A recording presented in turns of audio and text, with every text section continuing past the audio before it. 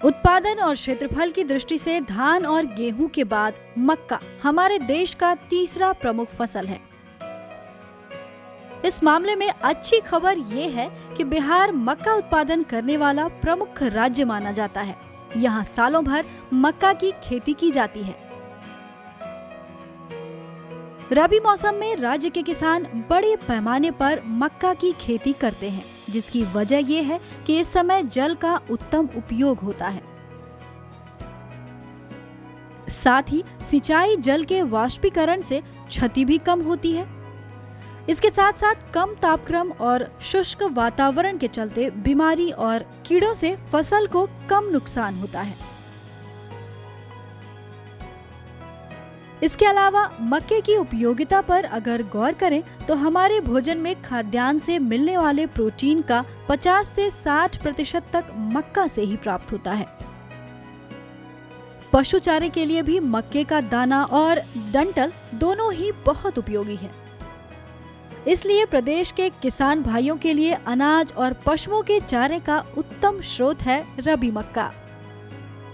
रबी मक्के की खेती के लिए कई अनुशंसित प्रभेद हैं, आप जिनका चुनाव उपज क्षमता के आधार पर कर सकते हैं। क्वालिटी प्रोटीन मक्का के अनुशंसित प्रभेद के रूप में संकर प्रभेद शक्तिमान 1, शक्तिमान 2, शक्तिमान 3 और शक्तिमान 4 इत्यादि हैं। आइए अब इनकी उत्पादन क्षमताओं पर गौर करें।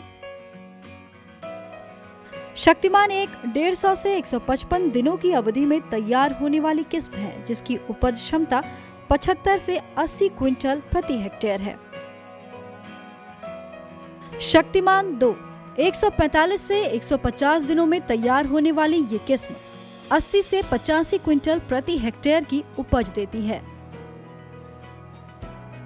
शक्तिमान 3 इस किस्म का मक्का 150 से 155 दिनों में पककर तैयार हो जाता है और ये किस्म 85 से 90 क्विंटल प्रति हेक्टेयर तक उपज देती है। और शक्तिमान 4 भी 150 से 155 दिनों में तैयार होने वाला प्रभेद है, जो 85 से 90 क्विंटल प्रति हेक्टेयर तक उपज देने में सक्षम है। अगला प्रभेद है राजेंद्र शंकर मक्का 1। यह प्रभेद 155 से 160 दिनों की अवधि में तैयार हो जाता है और उपज की बात करें तो यह प्रभेद 65 से 70 क्विंटल प्रति हेक्टेयर की दर से उत्पादित होता है। इसके अलावा राजेंद्र शंकर मक्का 2 भी 65 से 70 क्विंटल प्रति हेक्टेयर की दर से उपज देने वाला प्रभेद है, जो कि 155 से 160 दिनों में तैयार होता है। DHM 117 रबी मक्के की एक प्रजाति है, जो कि 155 से 160 दिनों में तैयार होकर 90 से 95 क्विंटल प्रति हेक्टेयर की दर से उत्पादित होती है। आइए अब ये जान लें कि मौसम और मक्का की खेती का तालमेल क्या होना चाहिए। इसके साथ साथ ये भी जान लें कि अच्छी पैदावार के लिए मिट्टी का चुनाव और मक्के की खेती के लिए खेत की तैयारी कैसे की जानी चाहिए। किसान भाइयों, बीजों के अंकुरित होने से लेकर नर मंजरी के निकलने की अवस्था तक तापमान मक्का की फसल को प्रभावित करता है।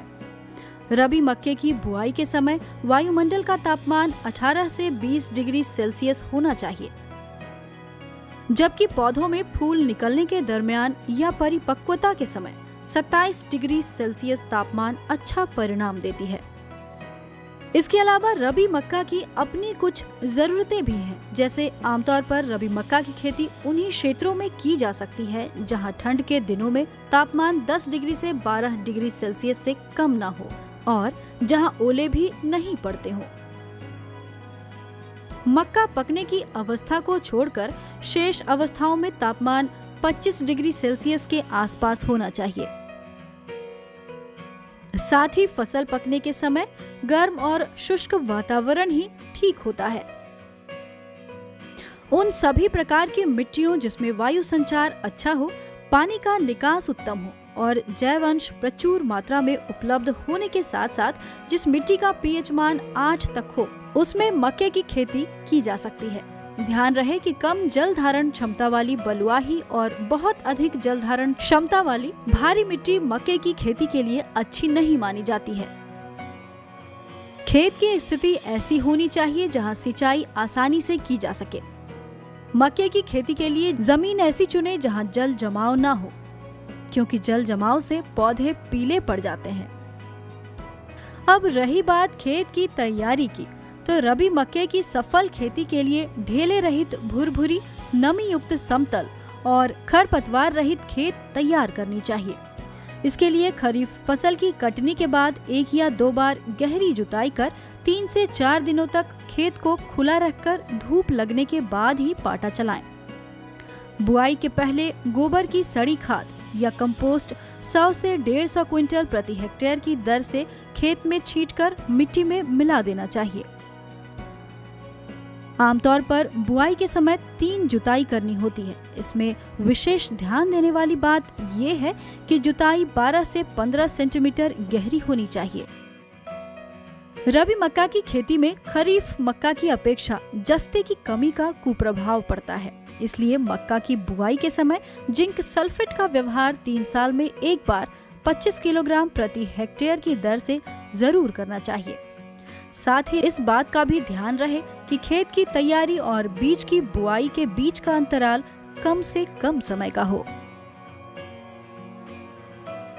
आइए अब बुआई की तरीकों को बारीकियों से समझते हैं। रबी मक्का की बुआई का समय 15 अक्टूबर से 20 नवंबर है। इसलिए हथिया नक्षत्र की समाप्ति के बाद संकर और संकुल मक्का की विभिन्न किस्मों की बुआई करनी चाहिए।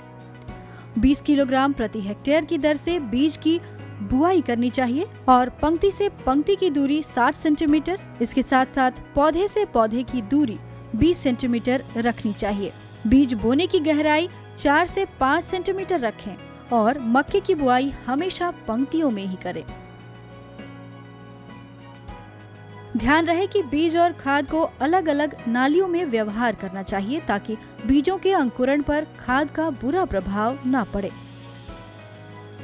किसान भाइयों, अब आपके लिए एक बेहद अहम जानकारी, और वो ये कि बुआई के पहले बीज को फफूंदनाशी दवा कैप्टॉन, थीरम या वेविस्टीन के 2 से 2.5 ग्राम मात्रा प्रति किलोग्राम बीज की दर से जरूर उपचारित करें।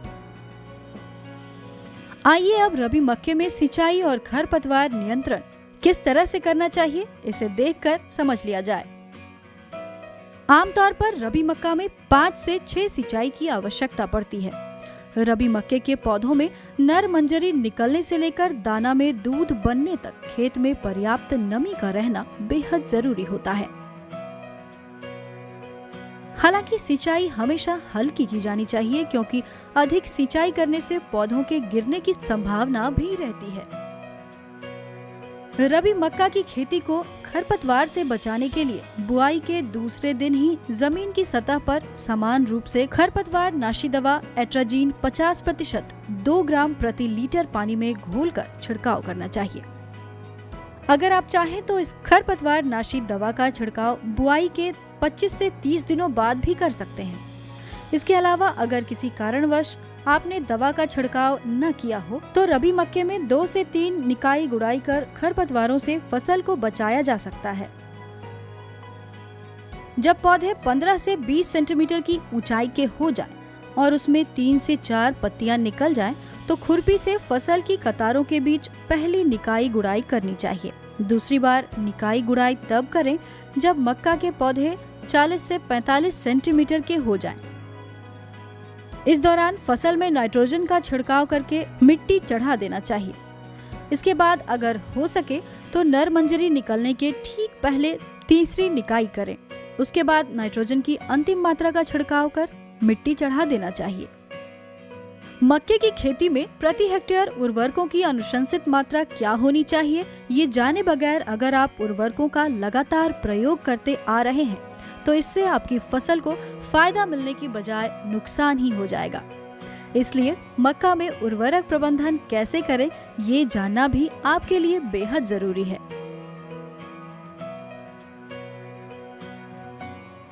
बुआई के समय प्रति हेक्टेयर नाइट्रोजन की 1/3 मात्रा 40 किलोग्राम नाइट्रोजन और स्फूर एवं पोटाश की पूरी मात्रा यानी 75 किलोग्राम स्फूर एवं 50 किलोग्राम पोटाश को अंतिम जुताई के समय खेत में छींटकर अच्छी तरह से मिला देना चाहिए। या बीज बुआई के समय उर्वरकों को बीज की कतार से 5 सेंटीमीटर दूर हटकर और बीज की सतह से 3.5 सेंटीमीटर गहराई पर खोदी गई नालियों में डालनी चाहिए। इसके बाद पाटा चलाकर बीज और खाद को ढक देना चाहिए। आपको बता दें कि बुआई के समय खेत में नमी होनी चाहिए। 80 किलोग्राम की मात्रा को 2 बराबर भागों यानी 40-40 किलोग्राम में बांटकर यूरिया के रूप में 88 किलोग्राम प्रति छिड़काव की दर से पहली बुआई के 50-60 दिनों बाद तथा दूसरा धन बाल निकलने के समय छिड़काव करना चाहिए। जैसा कि आप बखूबी जानते होंगे, अलग अलग प्रभेदों के पकने का समय एक समान नहीं रहता, इसलिए फसल की कटाई करने से पहले भुट्टे की पूरी जांच पड़ताल करनी चाहिए। रबी मौसम में लगाए गए मक्का में मोचा निकलने के 50 से 55 दिनों बाद जब भुट्टे परिपक्व हो जाएं, तब मक्के की तुड़ाई करनी चाहिए। उसके बाद भुट्टों को धूप में सुखाकर मक्का दौनी यंत्र की सहायता से दाने को अलग कर लें। रबी मक्का की औसत उपज तकरीबन 60 से 65 क्विंटल दाना प्रति हेक्टेयर होता है। तोड़े गए भुट्टे की सुरक्षित भंडारण के लिए दानों को अच्छी तरह सुखाकर पॉलिथीन तह वाले बोरों में भंडारित करनी चाहिए। ध्यान रहे कि भंडारण के समय नमी की मात्रा 12% होनी चाहिए। तो किसान भाइयों, यूं तो मक्का की खेती आप खरीफ, रबी और गर्मा तीनों सीजन में कर सकते हैं, लेकिन रबी मौसम में मक्के की खेती आपके लिए बहुत ही फायदेमंद हो सकती है।